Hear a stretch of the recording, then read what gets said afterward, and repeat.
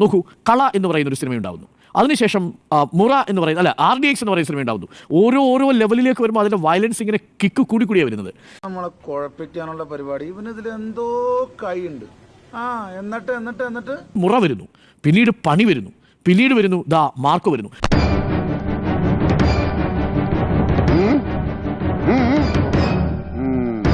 ഈ മാർക്കോ എന്ന് പറയുന്ന സിനിമയുടെ ഫസ്റ്റ് റിവ്യൂ എന്താണെന്ന് അറിയാമോ? ഞാൻ കണ്ട ആദ്യത്തെ review, extreme violence, extreme brutality, extreme satisfaction. നീ എന്ത് തേങ്ങയാടി പറയുന്നേ? എനിക്കൊന്നും മനസ്സിലാവുന്നില്ലല്ലോ. സ്ലാഷർ സീരീസിൽ പെടുന്ന സിനിമകളിൽ വയലൻസ് ഇഷ്ടപ്പെടുന്ന, ആ വയലൻസിനെ ചിത്രീകരിക്കുന്നത് ഞെട്ടാൻ വേണ്ടി തയ്യാറാവുന്ന ഒരു സമൂഹമാണ്. പക്ഷെ ബ്രൂട്ടാലിറ്റി നിങ്ങൾ എങ്ങനെ സാറ്റിസ്ഫൈ ചെയ്യുക? നിന്റെ ചാട്ടം കൊണ്ടാണ് നീ മനസ്സിലാവുന്നുണ്ട് കേട്ടോ. പക്ഷെ ഇവിടെ ആ ബ്രൂട്ടാലിറ്റി അംഗീകരിക്കുന്ന ഒരു സമൂഹമായി നമ്മൾ മാറുന്നുണ്ടോ എന്നതാണ് പ്രശ്നം. അത് ഒരു സീരീസ് ആയി നമ്മുടെ സിനിമയിൽ വരുന്നു എന്നുണ്ടെങ്കിൽ അതിനകത്ത് അത്യന്തം അപകടകരമായ ഒരു മെസ്സേജ് ഉണ്ട് എന്നാണ് എൻ്റെ പക്ഷം. വ്യക്തമായില്ലേ? ശരി, ഞാൻ വ്യക്തമാക്കി തരാം. പക്ഷെ ഇവിടെ പ്രശ്നം അതല്ല. ഇവിടെ പ്രശ്നം ആ വയലൻസിനെയും ബ്രൂട്ടാലിറ്റിയും സെലിബ്രേറ്റ് ചെയ്യുന്നൊരു മെന്റാലിറ്റി ഉണ്ടാവുകയും അത് സൂപ്പർ ഹിറ്റ് ഫിലിം ആവുകയും അതിന് രണ്ടാമത്തെ സീരീസ് വരാൻ പോകുന്നു എന്ന് പറയുകയും ചെയ്യുക. നീ എന്തിനാണ് നിന്റെ ദുഷിപ്പെല്ലാം കൂടെ എൻ്റെ നേർക്ക് തീർക്കാൻ പറ്റുന്ന പരമച്ചെറ്റ നാറി? നിന്നെ ആർക്ക് വേണം? പക്ഷെ വയലന്റ് ആകൊണ്ടിരിക്കുന്ന ഒരു സമൂഹത്തിന് ഇത്തരം സിനിമകൾ ഒരു ട്രിഗർ പോയിന്റ് ആവും എന്നുള്ളതാണ്. ആ ലാസ്റ്റ് ട്രിഗർ എന്നുള്ളത് ഈ സിനിമയിലെ രംഗങ്ങൾ അവനെ സ്വാധീനിക്കാൻ സാധ്യതയുണ്ട് എന്നതാണ് പഠനങ്ങൾ പറയുന്നത്. നീ എന്താ നോക്കുന്നത്? വാർത്തകളില്ലാതായാൽ നമ്മൾ തന്നെ ഇതൊക്കെ ചെയ്യേണ്ടി വരും. ചന്ദ്ര, എന്തോ ചിലപ്പോ തോന്നും നീ ഒരു കോമാളിയാന്ന്, ചിലപ്പോ തോന്നും നീ വലിയൊരാളാന്ന്.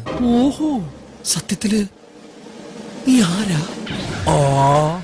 പ്രിയമുള്ളവരെ, വളരെ ദൗർഭാഗ്യകരമായിട്ടുള്ള അവസ്ഥയിലൂടെയാണ് നമ്മുടെ നാട് കടന്നുപോയിക്കൊണ്ടിരിക്കുന്നത്.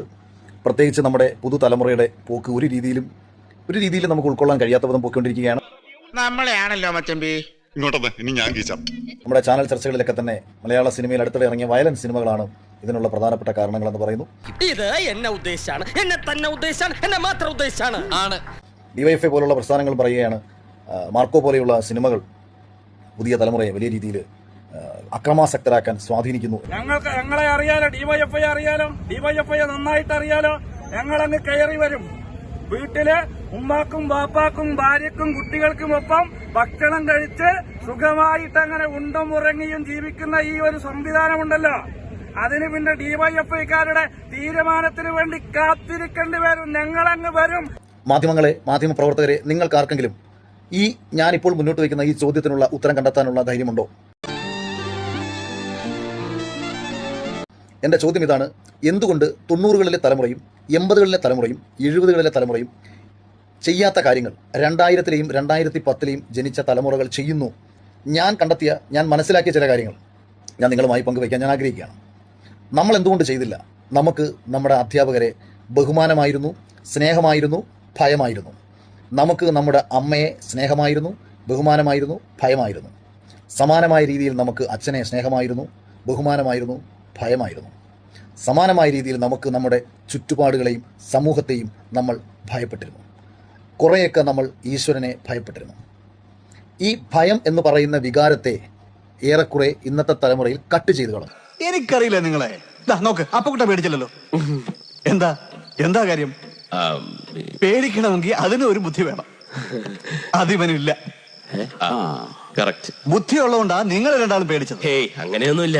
അതെന്താ, നിനക്ക് ബുദ്ധി ഇല്ലേ? ആ കാരണത്തിനുള്ള ഉത്തരം തേടി പോകുമ്പോഴാണ് അടുപ്പുകൂട്ടി ചർച്ചകൾ നടത്തുന്ന ഈ മാധ്യമ പ്രവർത്തകരും ഇടത് കപട ബുദ്ധിജീവികളും ഈ അടുത്ത കാലത്ത് ഞാൻ കേട്ട ഏറ്റവും വലിയ തമാശ പറയട്ടെ. LDF വരും, എല്ലാം ശരിയാകും.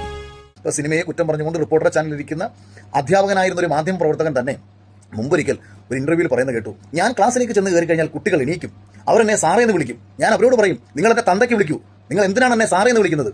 നിങ്ങൾ എന്നെ കാണുമ്പോഴത്തേക്ക് ഈ രാജ്യത്ത് വിളിക്കാൻ പറ്റുന്ന സകല തെറികൾ നിങ്ങൾ എന്നെ വിളിക്കൂ, നിങ്ങൾ എന്നെ ബഹുമാനിക്കേണ്ട കാര്യമില്ല. നിങ്ങൾ എന്തിനാണ് എണീക്കുന്നത്? എണീക്കൽ എന്ന് പറയുന്നത് അടിമ മനോഭാവമാണ്. അങ്ങനെയൊന്നും നിങ്ങൾ ചെയ്യാൻ പാടില്ല. നിങ്ങൾ ആരെയും കണ്ടാൽ എണീക്കരുത്, നിങ്ങൾ ആരുടെയും കാലെ തൊട്ട് തൊഴുവരുത്, നിങ്ങൾ ആരെയും ബഹുമാനിക്കരുത്.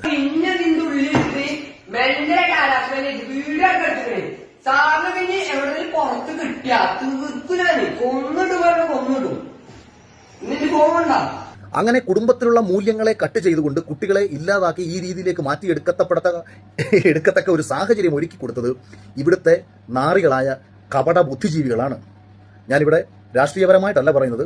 ഈ ചിന്ത വെച്ച് പുലർത്തുന്ന നാറികൾ തന്നെയാണ് ഈ നാടിന്റെ ശാപമായി മാറിയത്.